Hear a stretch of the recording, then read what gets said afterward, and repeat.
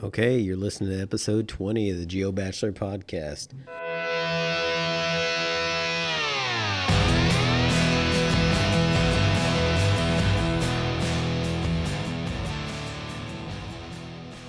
Welcome to the Geo Bachelor podcast, a show about everything but nothing at the same time. Two guys that took jobs away from their families and living the Geo Bachelor lifestyle. All right, hey, how you doing, Dwayne? I'm good, man. I'm excited about this upcoming show. Yep. We just we recorded the one of your friends, Detroit Green. Yeah, Troy Green, the Troy Green. You'll figure it out later. It was a pretty good episode. Learned a lot. So yeah, this guy, he's involved with Ruck Between Rivers, and he's just started the Purple Heart Racing. He's got several years in the military. He's a Missouri-based soldier, airman, father, and he's got a good story. So I'm looking forward to getting his story out. All right, and hope you guys enjoy. All right.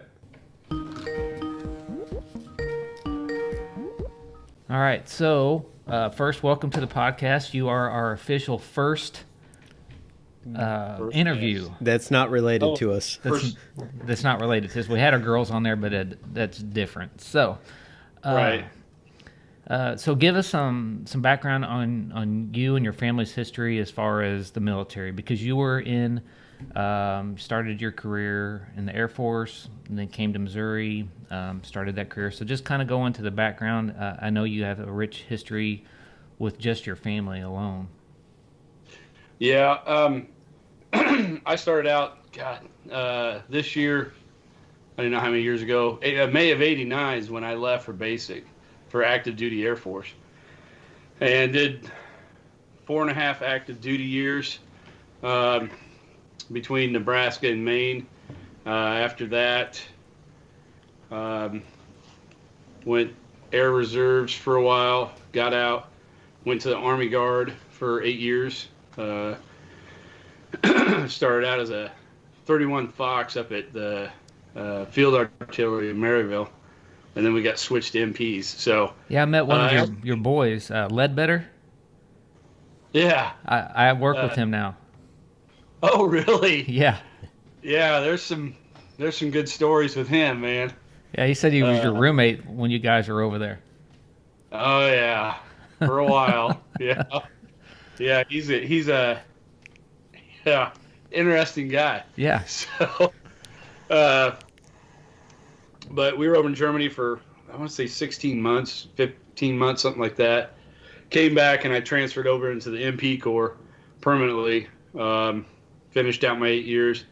Then I transferred up to the airlift wing in St. Joseph, where I started an AGR tour September 12. Yeah, I've been full-time since. So, but as far as family, I think since World War II, we've had 21 family members between the wife's side and my side, covering everything except Coast Guard. So we don't have any Coast Guard members, but, we've got Marines, Navy, Army, Air, and from every level, enlisted all the way up to, I think my cousin is now a full bird colonel. So he's a logistician. Yeah, well, I had the privilege. It was just a short moment with your uncle when we did that little small trip in Germany. Your Uncle Kirby. Yep, Uncle Kirby. Yeah, he's a hoot. Gosh, I can't remember how many years he had in, but he stayed in. Once he retired, he continued his work in intelligence over there, and he's quite the character. Very educated man. Big on reading military history, American history, world history. And I think he passed in 2007 or 8 when he finally passed. But, very like to drink. Yeah. My God. Don't we all?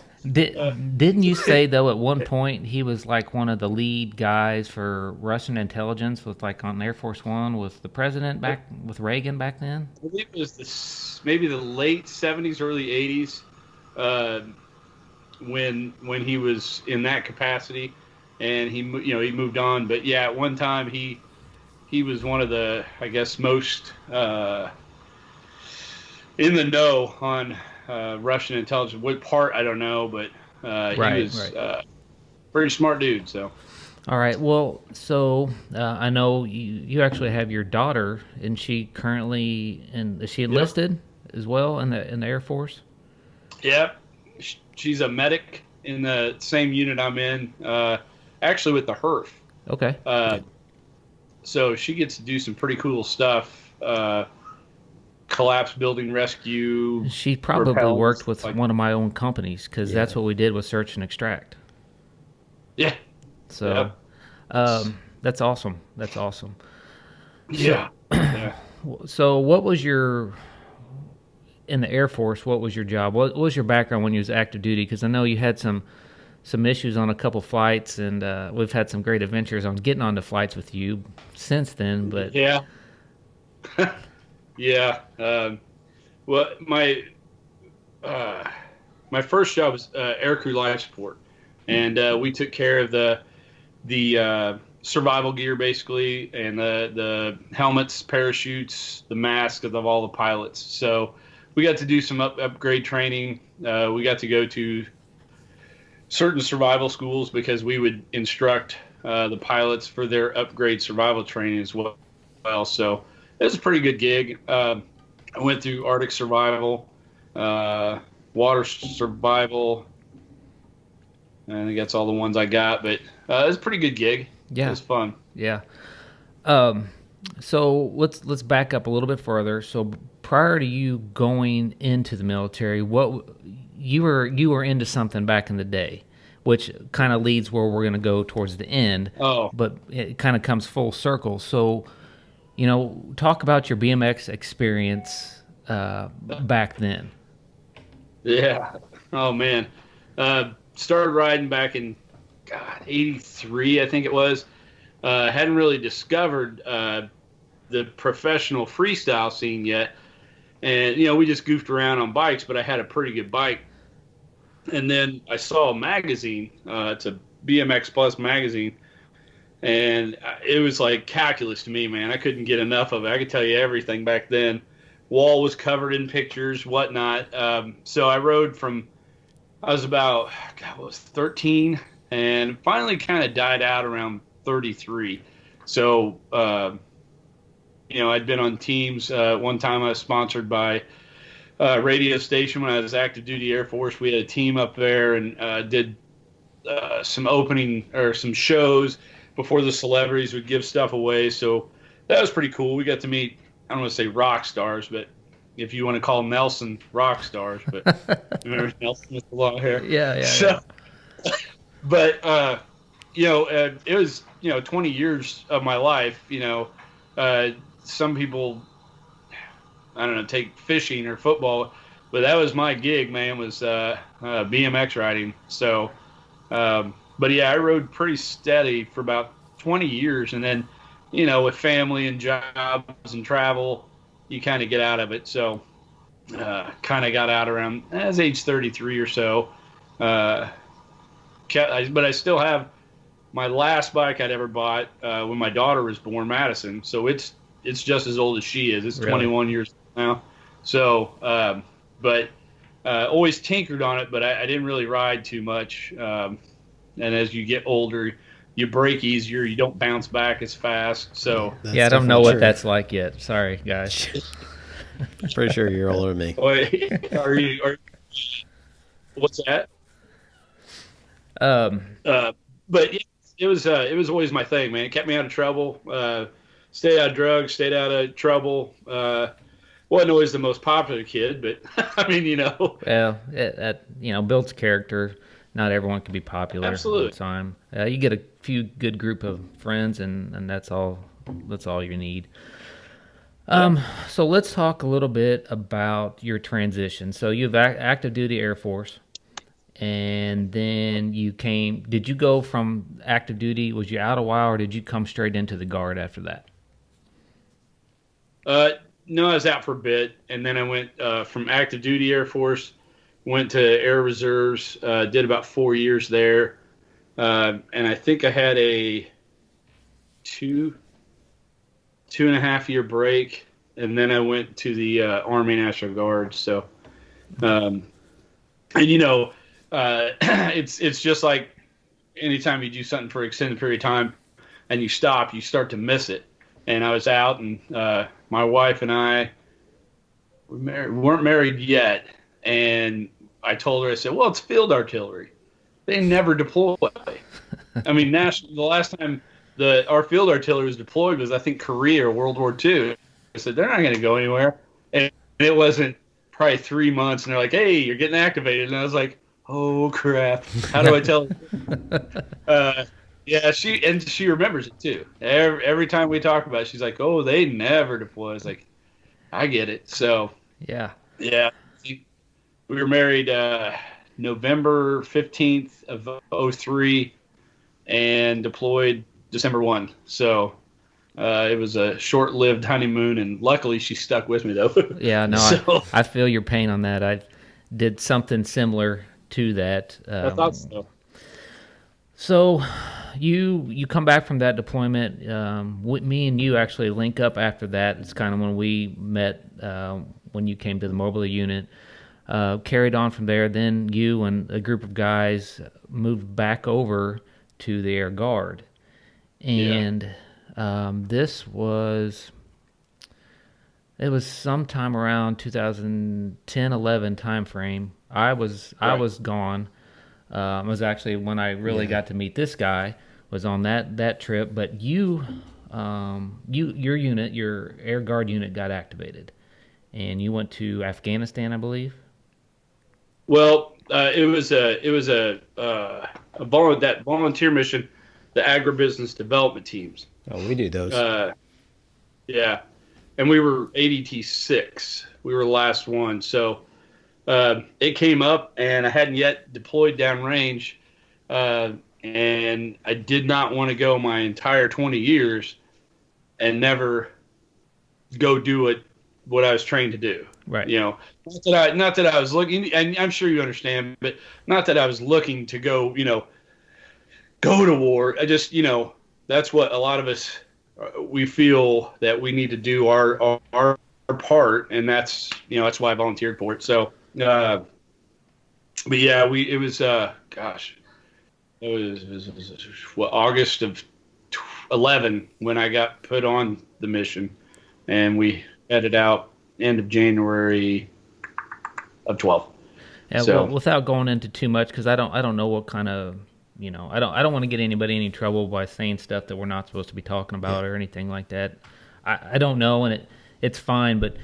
So you came back, and I mean, things had changed a little bit for you when you came back after that event, and then from there you kind of you went into your first adventure as the Ruck between rivers. Was kind of something that you, after your event, you came back and you really dove down into that. Can you kind of talk about that transition, the reason why you were doing that, and what it actually is, and are you still doing that, or is that kind of the wayside and you're on your new adventure? Well, yeah. Once in Afghanistan, came back from that, and I felt like after that attack, there were so many of us that were lucky. And not to be cheesy or corny, but I felt that, there's a reason why that old boy didn't make it in my back door. So I did. I felt compelled to do something more, something not for myself. So we talked, a buddy of mine and I had talked about this and how can we do this? And we tried to relate it back to the military. We were going to do a log carry around the perimeter of our base. I'm like, nah, that's kind of boring. People can't watch it. So we came up with the US 36 across Missouri, and we would ruck it. So, but then we needed a somewhere to relate that to honor. And the Cameron, what are they called? JCs? one of the Cameron organizations asked me to come by and talk a bit about what we were looking to do, and they had talked about the veterans home still needed $25,000 to buy this new van, handicapable accessible van. Mm-hmm. And to me, I'm just like, my thought is, why don't they have this? These guys, really, if you think you listen to some of the stories, these guys and gals, there's ladies out there too. I've talked to guys who served breakfast during Vietnam, and I've talked to guys in World War II who, have silver stars, and they're remarkable people. So that's when I decided everything we make is going to go to them to try to get that van. So that's when we knew why we were going to ruck across the state of Missouri. Now, we didn't have the name yet, and that came later. But Ruck Between Rivers. And then someone had actually dropped a check for $25,000 and paid the van off. So then I went to the director. I said, well, what are we going to do? I'm into this now. Yeah. And we've raised a little money. And he says, well, we have a general fund that helps them go on small trips to the, mall, to go fishing, things like that. He goes, it's their retirement years, and these are the kind of stuff they like to do. So we decided that's what we put it into, is their general fund. So, and we did it. We've done it 3 years. I think we raised just under $20,000 in 3 years. As far as if it's over, we weren't able to do it this year. We had a lot of military people, and they had to drop out for military mission essential stuff. So yeah, and that expect that. But next year, I'm hoping we can do one, and I'd like to go for a speed time thing. Try to make it across in 48 hours or less.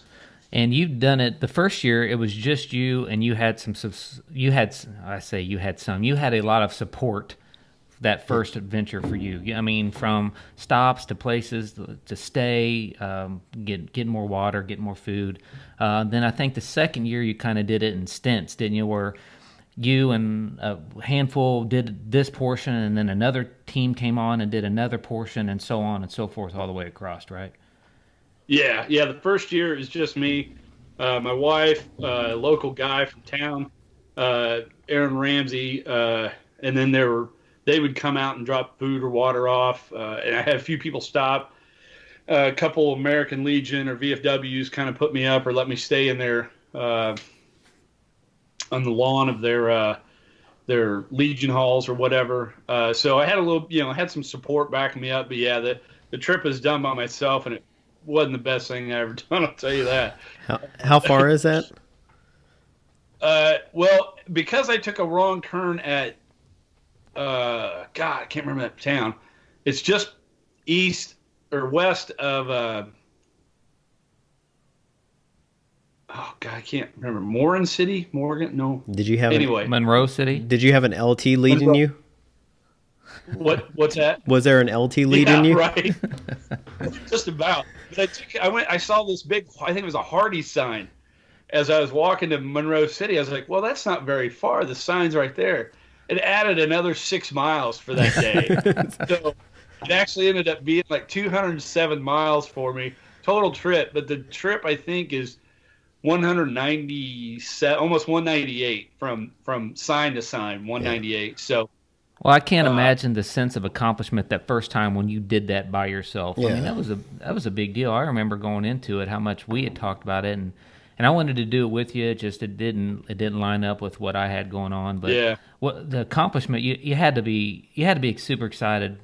I can't imagine. Oh, yeah, it was well, and actually doing that was kind of a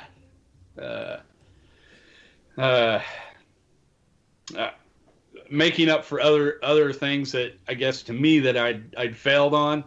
I'm sure you understand that what I'm talking about. Yeah, I know where you're going with that, but but the biggest I would say that the best feeling came from what we raised. Because everybody shared it, so it was kind of a team effort on what we we had raised that year, and it was almost $10,000, I think, or just over $10,000 for that one year. And I really thought we'd raise like $1,500 or $2,000. I never imagined it'd be that much that first time. And, then you get to deliver this check to these guys. And, like I said, I had guys calling me a hero. I'm like, nah, I'm not a hero. I'm just some knucklehead that put a pack on his back and walked across the state. So, to see them, get happy because, people are giving back, to them. Yeah. And now, and one guy, he goes, well, what's the money for? And I said, well, it's your retirement years. It's whatever you want, man. And we're doing this for you. And he goes, can we go to Hooters? Well, I told him, I said, well, you talk to the staff, we'll see. So, and they eventually had the Hooters waitresses come up and serve them lunch one day. Really? So Yeah, that's cool. That's funny. Yeah. So man, those guys, but that was the biggest reward, is just seeing, hearing them talk about going fishing, or, heck, going to the mall. They want to get out and do stuff. So that was really the biggest thing for me, was we were able to get back to them. So That's awesome. So let's go forward then. I mean, since then, you're now retired, and no, not yet. Close to. Med board process now. All right. Well, you've actually started a new adventure where we come full circle. I mean, you brought one of your kids, little Kirby, correct? Yep. Involved with this, and it's called Purple Heart Racing. Yep. And it's kind of a funny story. One of the side effects from Afghanistan that a lot of people deal with, every once in a while you get a little depression. And sitting on my couch one day, and it's that doom and gloom feeling, just like blah, nothing goes right. And I'm looking through Facebook, and they have those suggestions, things that you might like, concerts or Facebook's blah, blah, listening blah. to us. Yeah. Yes. Exactly. They listen to everything. They every time. But the funny thing is, that day it came up with Blue Springs BMX. And at the time, I didn't have any BMX pages. I didn't have anybody that was, in that community, really. So I just found it odd that would pop up. So I looked at it and, looked at the races, looked how you sign up and all that. And I thought, man, that's kind of cool. And years ago, I wanted to race, but it didn't work out. So I sent this guy an email and, asked him a few questions. He ended up calling me. The track operator, Ben Harves, called me, and I think we spoke for 45 minutes to an hour. And so he said, hey, we got a Veterans Day race coming up. Why don't you come down? Your first time's free. We'll have practice before the race. We'll give you a bike and a helmet to try. And, I was like, wow, that's a pretty good deal. So I went down and got my butt totally kicked. But but after that, man, it was almost like a drug. It gave me some clarity. It gave me that rush of, I found a new gig, man, and Right. and this is it. So it came back. Now I never raced before. I was always freestyle, but this time, a little different arena, but still, it's on a bike. So that just kind of came out of thin air, essentially. I mean, you're sitting there, what am I going to do next type deal, and then Yep. lo and behold, Facebook laid this out for you. That, I mean, yeah, meant to be, dude, just meant to be. So, well, since then, I mean, like I said, you're doing it with your son, or you are doing it with your son, and then you've created a team, and you actually have team members. And I seen the last one was a guy that you added out of Canada. Yeah. Kind of the same story. He's a dad, used to freestyle a lot, and he's just looking, I think, for a new adventure. And we've been talking back and forth. Excuse me. Several months, and he said, "Man, that's really cool." And I was like, "Well, who are you going to ride for? Do you have a team or anything?" He's like, "No." And I was like, "Well, you want to ride for us?" And he's like, "Oh my God, that'd be so cool." So, I figured, I told him, I said, it's American base, military kind of theme to it. But he's like, my dad was in Korean War. Was that good enough? I was like, heck yeah, it's good enough. So My dad's yeah. yeah, you know, they're good enough. You know, North Americans, that's close enough. But our jerseys will have the American flag. The right sleeve will be all American flag. His will have the Canadian flag. Oh, that's cool. So yeah, and that way, you know, he's repping his country and but still running our colors. So it's going to be pretty interesting. We have there's 4 of us, and one of our sponsors is the Wounded Warriors Family Support organization, and they kind of focus on more of the family. You know, the way they look at it is they support the member, but the member has a lot of a big community supporting them with military and all these other organizations, but the family sometimes gets forgotten. So, you know, they do a lot of trips to Disneyland or whatnot for families and provide support in that way. So it's a really awesome organization. So they paid for our jerseys and really top-notch organization. We got a few others, so we're pretty excited. Well, I mean, is there any other sponsors you want to give a shout out to, or? Oh yeah, I guess so. Now, as far as bike gear, I try to stay away from because bike companies or bike gear, they get so inundated with people wanting free stuff. I didn't go to too many of them, but ODI or OD BMX grips. They put us on their program, and then one of the big ones is mechanics gloves. Yeah.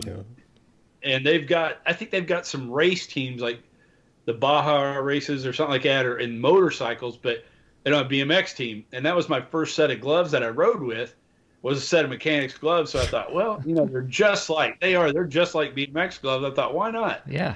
So they put us on their short end program too. Nalgene bottles. Yeah, water bottles. They set us up with some bottles and some product. We have body armor. They just basically gave us some support with some products, and we'll see how it goes kind of next year with their program. Liberty Lumber is out of Cameron. It's another Purple Heart recipient. He does like rustic flags out of wood and does a lot with the beer barrels or whiskey barrels. Yeah. So, and then St. Joe Brazilian Jiu-Jitsu, they're on the front of our jersey as well. Derek and his wife and my buddy Phil, they've supported the Ruck all 3 years. So now they're on board with this. So very cool. And there's one more out of Canada, and I don't have that information with me, and I forgot. And I'm sure he's going to give me what for about that. But, you know, everybody's been really cool, really supportive because, like I told him, it's not specifically a military team. I just want to get people out there and ride. And one of the goals that we have this year is to do some fundraising, whether it's candy bars or T-shirts or whatever. And I'd like to put a veteran on a bike. Mongoose has a title line, pretty good pro series title line, and you know they're not the most expensive, but they're very affordable. And I'd like to at least get a veteran on one of those and get him into racing. So at least give back what you know, kind of even something what I find that outlet. So that's our plan. That's awesome. So. Yeah. This upcoming season sounds exciting. Gosh, I had one other question. You got something that you want to ask? I can't. I know this is usually I'm the one that talks a lot on the podcast. You're pretty quiet for this one. Usually you're talking quite a bit. Yeah. Yeah. It looks. See, we're really professional here, so we already have some visitors ringing the doorbell and stuff, but yeah, he had to step up. And we will not edit this at all. You know, we like to keep it. But I can't even remember. I was going to ask you a question. I talked about it, and I can't even remember what it was. What was? Sorry about that. It was how you got your nickname Detroit. Yeah, that's what it was. Oh, yeah, that was Guatemala, I think, right? Yeah. Yeah. Was it? It's either that or Germany. I can't remember which, but it was Germany. Well, I used to be a police officer here in Cameron, Missouri, and I'm not bragging, but I was popular cop with the kids. So someone started Detroit Green fan club page on Facebook. And I think it was you that asked, what's it called? I don't know if I'd had some spirits or whatever, but I said it so fast it sounded like Detroit Green. And it's Detroit Green fan club, but it came out Detroit Green. So one day I'm like, why do you keep calling me Detroit? Yeah. It says, that's what you said it was. I was like, no, Detroit Green. So it's kind of I don't know if that was around the pig time. I don't know either. That's another story. Yeah, it was all mumble mouth is what I was given, and that's what they heard was Detroit. So that's usually what. Yeah, I usually mumble a lot too. They say so. I get it. Well, I got one because of what you're doing. Kind of since we've started this podcast, it kind of got us thinking about giving back and doing something. So because and I took that from experiences that I was seeing you doing. I thought, man, there's probably more that we could be doing. So we actually did a couple months ago. We went to a cancer fundraiser at a CrossFit gym and helped raise a little bit of money. And it just spun off of that what you were doing. And we're kind of talking about doing more and waiting to do the right thing for what lines up with what we want to do. So. I think your story is a great story, and I'll say it again. I've told you before, dude. I think you need to put it down on paper. I think more people want to read about it than what you know. I think it would be a good thing. And you could start a podcast. Anybody can do it. Trust us. So right, anybody. We've got a podcast. And then, so when can I set up my ride and where can I get a bike? That's my next question. Well, that's the thing. Missouri has 4 tracks. We've got 2 up here in Kansas City. We got Raytown and Blue Springs. Springfield has one. I think it's called Spokes. And then there's one in St. Charles. It's on the east side of the state near St. Louis somewhere. I don't know, somewhere down there. But all you got to do is they have one-day trials. It's free, and they usually have loaner bikes and loaner helmets. So, well, after I get through with this marathon training, I'm probably going to hit you up. So, yeah, well, and we run state races down at Springfield. I know we're running at least one down there this year. So, I wouldn't recommend that as your first race, but let me know and we'll drive down for the day and we'll do some practicing or racing and get you involved. I dig it, man. I'm telling you. Well, a lot of people, they look at it as a grown man on a little kid's bike, but until you get out there and actually, leave it on the track, you have no idea how hard it is, man. Well, I grew up watching Rad, and when we've had that same conversation about that show, but so if people want to reach out to your organization, where can they find you at? Right now it's on Facebook, Purple Heart Racing. That's all I have. Well, I have Instagram too. I'm working with a guy on a website, but right now, Facebook is probably the best bet. It's Purple Heart Racing, KC BMX. It's listed under. So. All right. Well, we'll probably link that with ours. I'm going to want to post on Instagram that we're doing an interview with you. I'll just repost something that you put out there if you're cool with that. And spread both these things, and hopefully, things blow up and get bigger and better. But I want to say thanks again for having the interview. Landon, any last remarks? No. I do want to say, like, a long time ago, I remember we probably have a lot of mutual friends because I used to be in the Hannibal unit. And I would see this video or this Facebook of everybody posting, this guy's walking across Missouri. And I'm like, well, that doesn't seem like something I'd want to do. But I mean, it's pretty cool. I mean, I don't ruck. So I ruck when they tell me. Yeah, that's my rucking days. My heavy rucking days are over. But hopefully this year we can do like I said, I want to do it in 48 hours or less. So I'll need some fast guys with small rucks, and that's not me moving out. So that fits your CrossFit, man. I was on board until you said you wanted to do a fast time. I don't do things for time anymore. So it's pretty fun. Like I said, it serves a good purpose. Those guys, anybody, you know, the way I look at it, that served, you know, excluding modern veterans, we have all kinds of stuff we can take advantage of. But you know, they're in their retirement years, so any way we can give back, that's what we're going to do, because they're just great to go visit too. Sometimes you can go in and sit down with them and let them tell you the same story, you know, 10 times, but to them it means a lot. So yeah, but I appreciate that, man. All right, buddy. Well, we're going to let you go. I'm sure there's probably something that you got going on. We don't take too much of your time, but again, thanks. Let's link up soon. It's good seeing you. It's good seeing you. You laugh and have something that you're passionate about. You know, that's awesome. Yeah, I appreciate it, man. And like I said, when the season starts, I'll give you a holler. We'll drag your butt down to Springfield and put you on a track. So sounds good. We'll make sure and have some video, because it's probably going to be bad. I'll come down for that. Yeah, there you go. All right, brother. All right. Well, I appreciate you guys having me on, though, man. That was really cool. So. Well, you take care, and tell the family I said hey, and I'll catch you on the flip side. All right, buddy. All right. See you guys. See ya.